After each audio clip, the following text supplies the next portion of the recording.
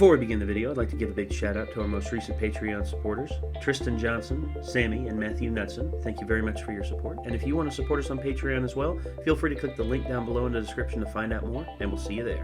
Take care, guys.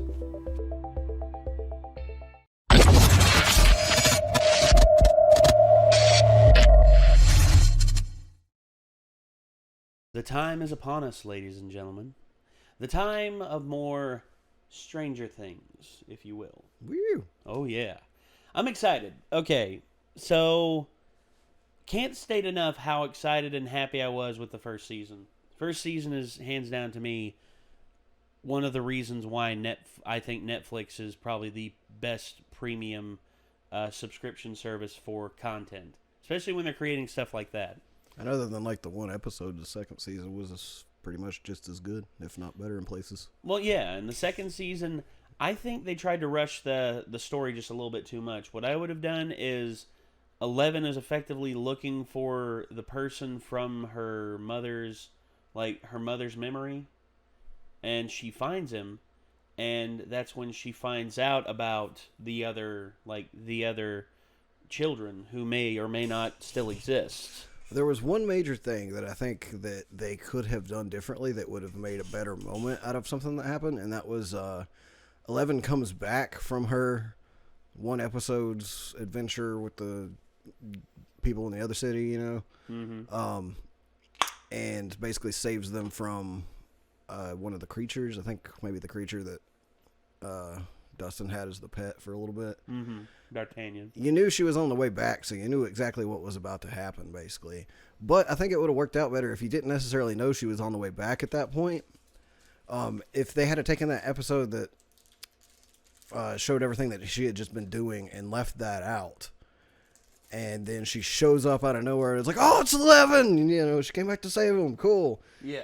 That would have been a really, a much better moment in terms of just like surprise and like the cool factor, in my opinion. And then if you want, you could go back and have her tell what she was doing that whole time, you know? Yeah, potentially. But I think the fact that we knew she was already on the way back kind of made that not as impactful as they could have done. And I don't know, it just could have been better if they did it that way, in my opinion. Yeah, but still though, we have season 3, and from what it looks like, it's going to be a barnstormer. It looks like it's going to be awesome, and I cannot wait to see what lies within this season, because it looks like we're going to have a whole heaping ton of awesome.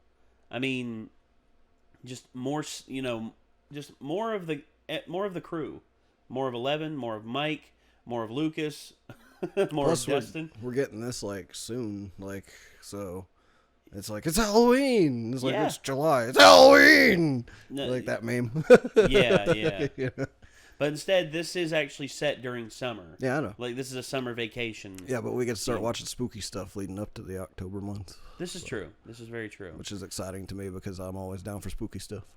All right. Well, we have the episode, or we have the not episode. I actually watched Nightmare on Elm Street 4 with Andrew last night because I was I want to recap on those. Oh gosh. I haven't seen the ones past 3 nearly as many times as the first 3. Fair enough. But honestly, man, I mean, Stranger Things 3, I'm excited for it. We got the trailer queued up here. Let's see what's going to happen. Here we go. Wow.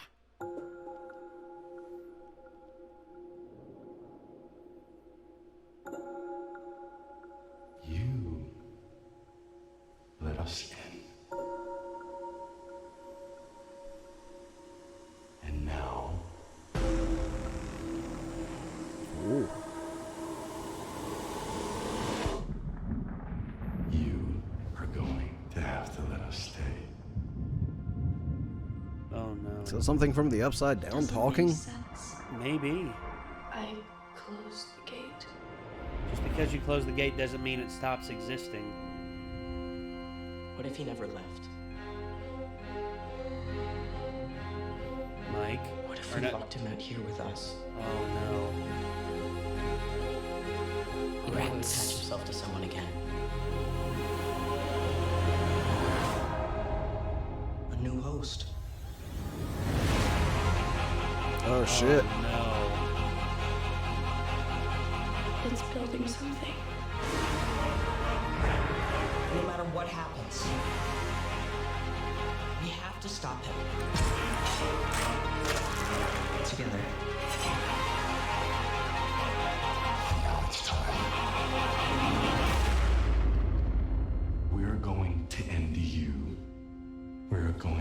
and your friends. Then we are going to end everyone.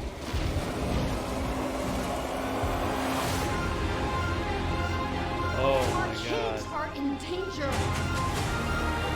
We need to end this. I can fight. Better than any of us. But I need you safe. What the hell?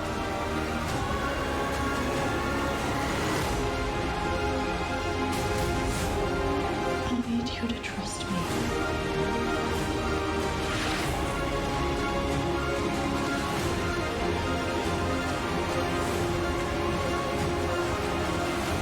Holy mother of God.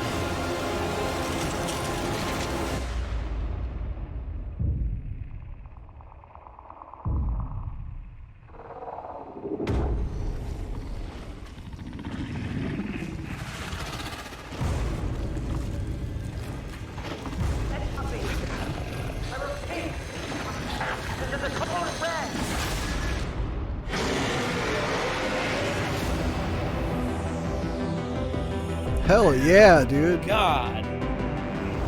Damn. They saved the best for the last trailer, apparently. Yes.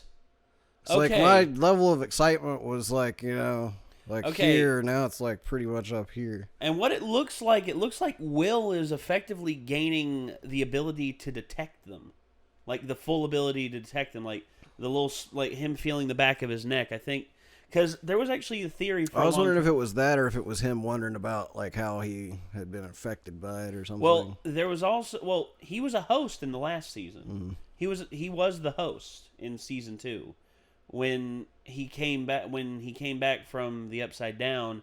He was affected by it. He pretty much, I think, had a tracer placed on him by the Upside Down, and the creature from the Upside Down effectively weaved its way into our world, and thus made its way into Will's body as a host. And now I think it's found another host. Mm. And 11 said, "I don't know how this is happening. I closed it." And we learned that at the end of the second season, we saw just because you close the portal doesn't mean that it stops existing. It's still there, and it's still pissed. It had to get open to start with somehow as well. So Exactly, Doesn't and- mean it can't ever reopen. Yeah, and who's to say that that's the only hole in our world? Yeah. Because remember, 11 when she came back, when we saw how she came back in the second season, she came through a hole that was in the school. Mm-hmm. Who's to say that that hole isn't still there in some ways? What if of course, the big one was the one that was under the research plant. That was the big one. But now, effectively, I think there are a bunch of other smaller portals that are still a threat. I mean, and don't forget, Nancy also went through the portal in the first season to try and find Barb, and it took a lot to get her back.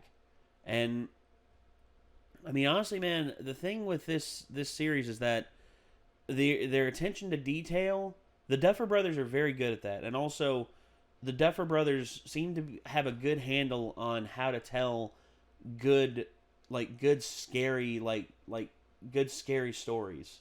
They seem to have a good grip on the horror aspect. They do one of my favorite things that I'm hoping that they continue to do, which is don't give too much lore away about your evil creature / entity / place, you know. Like, Well, yeah. I like that there's mystery. I like when you get little tidbits about it to like fuel your imagination and stuff, but once you flesh it out entirely and give away too much about it, it becomes less scary. Well, and I agree with that, because all we know is what some of the creatures from the Upside Down look like. Mm-hmm. We It's don't like know that's the thing. extent It of still this thing's has power. it still has like a code name, the Upside Down, because nobody really knows what the fuck it actually is. Yeah, if it's an alternate dimension that was Yeah. created, If it's like hell, or if it's something hell. completely different. Yeah, Like I who mean, knows? there's a whole smorgasbord of possibilities for the Upside Down, and from what the Duffer Brothers are saying, they're saying they want to do a 5-season run of this Or and then like kill it. it could even be like a wormhole to an alien planet or something like Potentially, that. yeah. But like don't give that away, in my opinion, because it's more fun to imagine what it could be. You know what I mean? Yes. Like little hints and stuff are better than completely like telling you. And just Absolutely, that's I why I agree. say it's like it concerns me a little bit that it sounds almost like something from the Upside Down is talking to them. And I think hope it it's- doesn't give away too much information. In the Well, I season. think it might be. I think it might be that one Max's brother who is possessed that's Could actually be, talking. yeah. Because if it's coming through him, we still don't know what it looks like. If anything, that giant creature that we see at the end of the second one is the entity that's causing all this, and the overall mission will be to destroy it. So I'm kind of hoping will get a little bit less of the shit into the sick in this one and actually get to join them, like, and be a bigger part of the Participate. Group, as opposed to like I'm thinking. being Well, there was a fucked theory up the for a whole while time. that Will would actually go tyrant. Will would actually be not only be taken over, but he would fully embrace the dark side. So it makes more sense from a writing standpoint to have it move to a character that everybody already kind of dislikes. Well, it does make it does make that logical leap, but at the same It doesn't time, necessarily it's make more sense by like the realism standpoint, but it'd be more realistic to have like the nice kid be taken over by the evil and stuff. in which he was, in the especially in second a season. horror standpoint. Yeah, in the but, second season he was. But at least if it moves to Max's brother, we're all kind of like, yeah, he's a bit of a douche. Yeah, he is kind of a douche. And honestly, I wouldn't be surprised if something bad happens to him. I Yeah. honestly wouldn't be, because Karma. yeah, ain't it a bitch? Yep. And also with we're also getting. There's just so much lore to unpack with this entire season because we're getting the mini mall, we're getting the mayoral race, we're getting a bunch of stuff, a bunch of subplots that hopefully a lot of them pan out. The D'Artagnan one actually kind of upset me a little bit because of the cat getting eaten, but at the same time I was just like, aw. I was like, aw, but then at the same time it was like, damn, it's shocking. Because if a little bastard ate Lucy, I'd kill it. Yeah. I would grab my shotgun and I would blow it to smithereens. Because, I don't tolerate that shit. Nope. Yeah. Lucy's a good cat. She doesn't deserve that. Yeah, well. But Stranger Things Season 3, the final trailer, well, I'm excited. I want to see this. Can't wait for July 4th, which is just over 2 weeks away. Mm-hmm. Oh, man. Jesus. I wonder if I can rewatch the first 2 seasons in 2 weeks. Yeah, well, that'll be easy, dude. I mean, honestly, I can binge watch Netflix easy. 'Cause especially shows I like. Yeah. If it's something I got to slog through to get to the current season, because it's a lot like Parks and Recreation. The first season of Parks and Recreation is rough. It's rough to get through. A lot of people say just skip to season 2. Like, as a fan of the show and after rewatching it a few times, like, the first season grew on me a little bit, but it's definitely always like you're kind of sitting there excited for it to get further into the series. Yeah, for the characters to really be fleshed out and Yeah. to really spread their wings and become good characters. Which, There's not enough of some of, like, the best characters in the first season. It's like, it follows Amy Poehler a little bit too much. So, yeah. Well, like, whereas like the whole rest of the cast makes the show, So yeah. I mean, Tom. I mean, I think Tom's one of my favorites. Ron's one of my favorites. April. Tom, is one Ron, of my favorites. April, Andy. Andy is also up there. And shit, I forgot her name. The black lady. Oh. Fuck, what's her name? Treat yourself. Yeah, exactly. I know that's Treat yourself. Yeah, no, She's a great Now I gotta character. look it up. Now I gotta look it up. It's gonna because I know it's gonna eat at me. Parks and Recreation. There we are.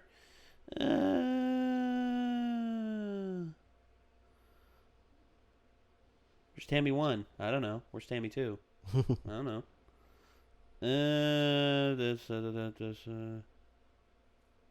Wow. Oh, come on. You're right here. I know it. Amy Poehler, Rashida Jones, sorry, Nick Offerman, Aubrey Plaza, Chris Platt.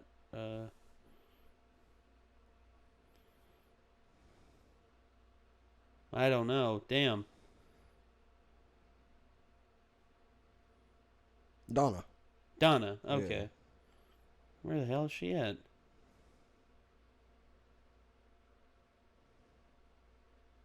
Yeah, she's not on the main cast list, dude. She's on if you Google characters. Right there. Okay, I see it now. No. Yeah, Donna Meagle. Okay. Cool. Cherry. Cool. And Chris is pretty funny, too. Rob Lowe's character. Yeah. Jeez Louise. And then, of course, there was a Ron. A lot of people's favorite is Ron because he is the Ron Swanson. Yeah, definitely. Yeah, it's like, in anticipation of hearing that you were having a baby, I made a crib. I carved it from an old tree in my backyard. And just to test its durability, I hit it with my truck. But don't worry, with a little bit of repair in time, my truck will run properly again. It's one of my favorite. It's one of my favorite lines. And then you head over. Give me all the bacon and the eggs you have. Hang on. I'm worried that what you heard was give me a lot of bacon and eggs. What I said was give me all the bacon and the eggs you have. Understand? Now I want to eat IHOP. You see what you've done to me, Nick? I'll have the number 32, sir. That serves 12. I know what I'm about, son. Yeah. I'll have the number 12.